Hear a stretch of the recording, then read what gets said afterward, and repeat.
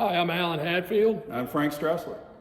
We're here today to talk about the history of the church and its concept of its change from what it originally was built in 1894 to what it is today. Correct. There was a major remodeling of the church in 1902, and it significantly changed how we think about the architecture of the building. But today we have the original T.J. Collins drawings to look at, and we're going to give you an orientation of what the building used to look like before 1902. It's pretty interesting. Mm-hmm. And some might ask, why did we do that? What would have driven us to take a perfectly good, almost brand new church, and in less than 10 years, change the orientation 90 degrees from what we see today? A major addition, changed the architecture a bit. Right. And it really was a beautiful design to begin with. It was.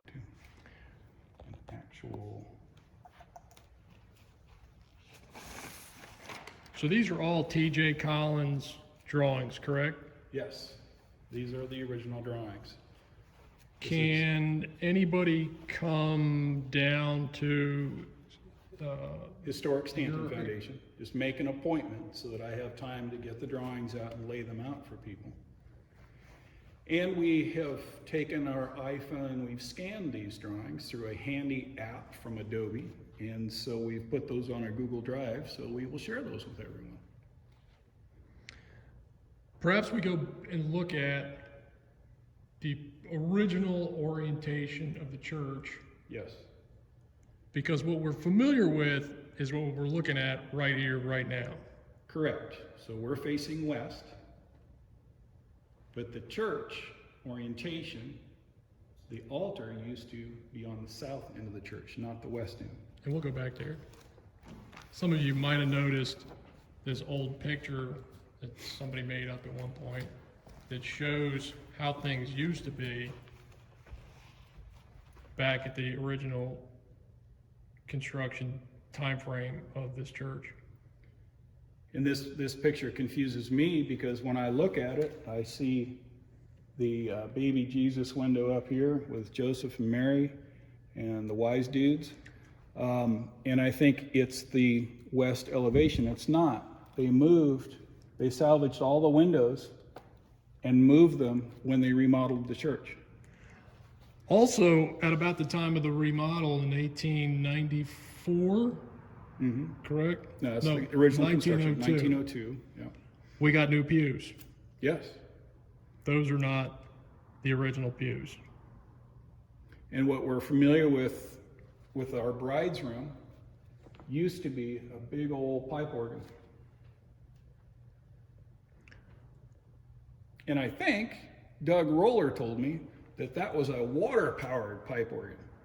How did that happen? There's actually a motor that is driven by water, and then of course that would probably pump air or drive a fan for the organ.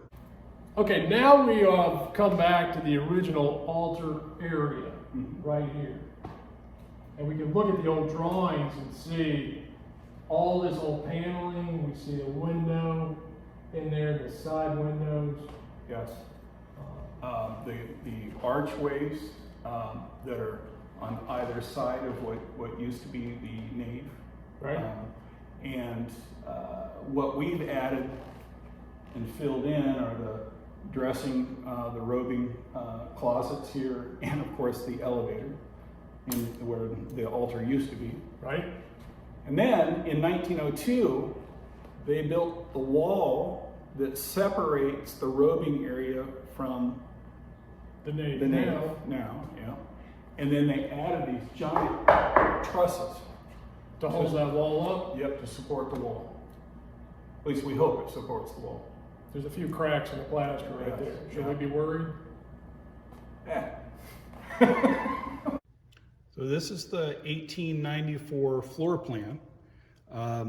And we have to remember what we've discovered with Collins drawings is sometimes buildings were not constructed as they were drawn. Somebody must have made a committee decision at some point that said change something. What doesn't line up, the doorway here today is right here. And it does not look as if the brick has ever been patched in the narthex. So we don't think the doorway was ever put right here. Could be wrong, but I don't think it was ever there.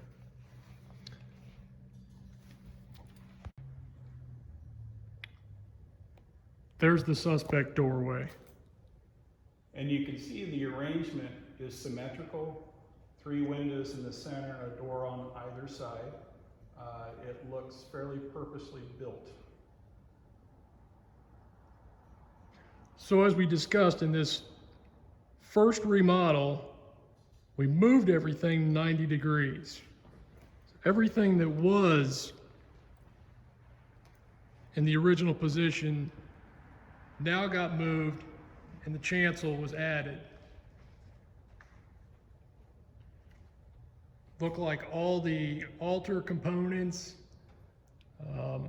I think at least the outer parts of the organ pipes look very similar to those in that picture. In the picture, that's an interesting thought.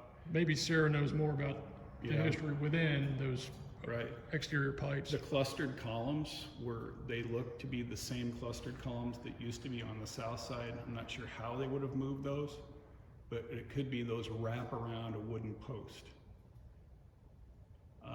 Even the ribbing in the ceiling, in the plaster work, really is just a copy of what used to be on the south side of the church, as well as the oculus.